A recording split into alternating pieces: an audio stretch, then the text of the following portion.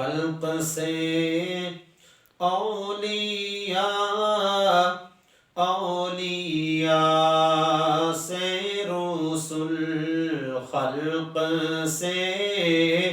اولیاء، اولیاء سے رسول، اور رسولوں سے اعلیٰ ہمارا نبی۔ خلق سے اولیاء، اولیاء سے رسول، اور رسولوں سے اعلیٰ ہمارا نبی۔ سرکار دو عالم صلی اللہ علیہ وآلہ وسلم کو رب ذوالجلال نے جو فضائل و کمالات سے نوازا اور جو اوصاف و معجزات اور اچھی خصلتوں سے نوازا، اس بنیاد پہ سید عالم نور مجسم شفیع معظم صلی اللہ علیہ وآلہ وسلم آپ کا مقام و مرتبہ دیگر انبیاء سے کہیں زیادہ افضل ہے۔ دیگر انبیاء کرام علیہ السلام کو رب ذوالجلال نے جو اوصاف و کمالات الگ الگ عطا فرمائے، سرکار دو عالم صلی اللہ علیہ وآلہ وسلم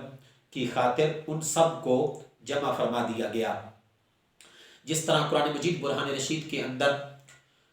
رب ذوالجلال ارشاد فرماتا ہے سورۃ الانعام کی آیت نمبر 90 کے اندر، اولئک الذین ھدی اللہ فبہداہ مقتدی، اللہ تعالیٰ ارشاد فرماتا ہے یہ ہیں جن کو اللہ نے ہدایت کی تو تم انہی کی راہ چلو۔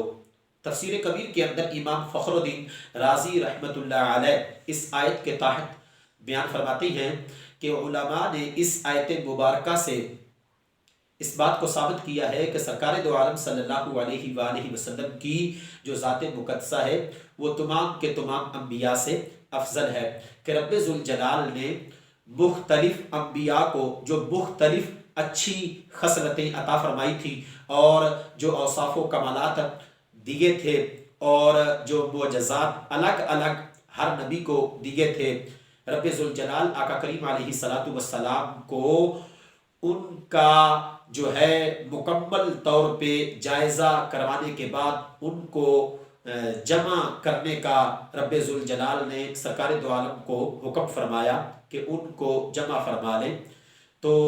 ثابت ہوا کہ آقا کریم علیہ السلام نے اللہ تعالیٰ کے حکم سے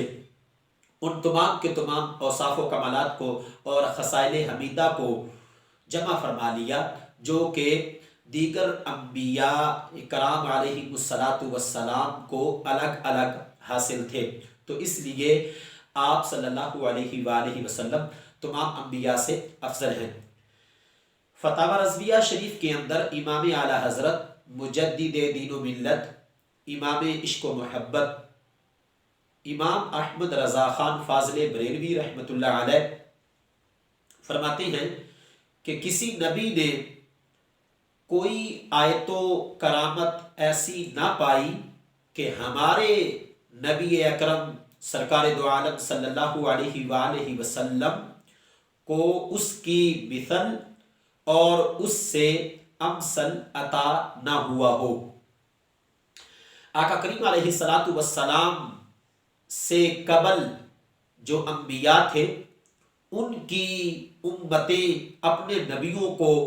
ان کے ذاتی ناموں سے پکارتی تھی، جس طرح قرآن مجید برہان رشید کے اندر حضرت موسیٰ علیہ نبینا علیہ السلام کی امت اور ان کے نبی کا آپس میں مکالمہ اور تذکرہ ہمیں ملتا ہے۔ رب ذوالجلال ارشاد فرماتا ہے قرآن مجید میں ہے قالوا یا موسیٰ اجعل لنا الہا کما لہم آلہہ۔ حضرت عیسیٰ علیہ نبینا علیہ السلام ان کے جو پیروکار تھے کہ جس وقت حواریوں نے حضرت عیسیٰ علیہ نبینا علیہ السلام کو بلایا، اور قرآن مجید میں اس کا ذکر بھی موجود ہے، انہوں نے کہا اذ قال الحواریون یا عیسی ابن مریم، یاد کرو کہ جب حواریوں نے کہا اے عیسیٰ مریم کے بیٹے. لیکن آقا کریم علیہ الصلوۃ والسلام کا مقام و مرتبہ، اس کا اندازہ اس بات سے لگانا چاہیے. اللہ تعالیٰ قرآن مجید میں ارشاد فرماتا ہے لا تجعلوا دعاء الرسول بینکم کدعاء بعضکم بعضا، اے لوگو سرکار کے بلانے کو آپس میں ایسا نہ بنا لو جیسے تم میں سے کوئی دوسرے کو بلاتا ہے. یعنی کہ سید عالم نور مجسم شفیع معظم صلی اللہ علیہ وآلہ وسلم کو ان کی امت پر آقا کریم کے نام مبارک سے پکارنا جو ہے وہ حرام کر دیا گیا. علامہ احمد بن محمد ساوی رحمت اللہ علیہ تفسیر ساوی کے اندر بیان کرتے ہیں کہ آقا کریم علیہ الصلوۃ والسلام کو نام محمد اور آپ کی کنیت یا ابا القاسم یا محمد ان ناموں سے پکارنا جائز نہیں، بلکہ آقا کریم علیہ الصلوۃ والسلام کو یا نبی اللہ، یا حبیب اللہ، یا رسول اللہ، یا رسول رب العالمین، یا خاتم النبیین، یا امام المرسلین، ان ناموں کے ساتھ جو ہے وہ پکارنا چاہیے. یہاں پہ ناظرین و سامعین اس بات کو بھی اپنے ذہن میں جگہ دیں کہ احادیث مبارکہ کے اندر جن روایات میں آقا کریم علیہ الصلاۃ والسلام کو روایت کرنے والے افراد نے یا محمد کہہ کے بلایا ہے، علماء نے اس کی دو وجوہات جو ہیں وہ بیان کی ہیں. نمبر ایک تو یہ کہ وہ روایات اس حکم کے نازل ہونے سے قبل کی ہیں، اور دوسرے نمبر پہ علماء نے اس کی وجہ یہ بیان کی ہے کہ جن لوگوں نے آقا کریم علیہ الصلوۃ والسلام کو روایات کے اندر یا محمد کہہ کر پکارا ہے وہ اس حکم سے ناواقف تھے. آقا کریم علیہ الصلوۃ والسلام کی جو انفرادیت ہے اور آپ کا جو مقام و مرتبہ ہے، دیگر انبیاء کے اوپر جو آپ کی فضیلت اور افضلیت ہے، اس کا اندازہ اس بات سے بھی لگایا جا سکتا ہے کہ حضرت سیدنا انس رضی اللہ تعالی عنہ مسند ابی یعلا کے اندر یہ حدیث پاک موجود ہے، روایت کرتے ہیں کہ آقا کریم علیہ الصلوۃ والسلام مدینہ کے بازاروں میں سے جب کسی بازار سے گزرتے تو اس بازار میں ایک عجیب قسم کی ایسی خوشبو جو پہلے ہم نے کبھی بھی نہیں سونگھی ہوتی تھی، تو وہ خوشبو جو ہے جس رستے سے آقا کریم علیہ الصلوۃ والسلام کا گزر ہوتا تو بعد میں اس رستے سے کوئی بھی گزرتا تو اس خوشبو سے گزرنے والے کو یہ پتہ چل جاتا کہ رسول اللہ صلی اللہ علیہ وآلہ وسلم اس رستے سے گزرے ہیں.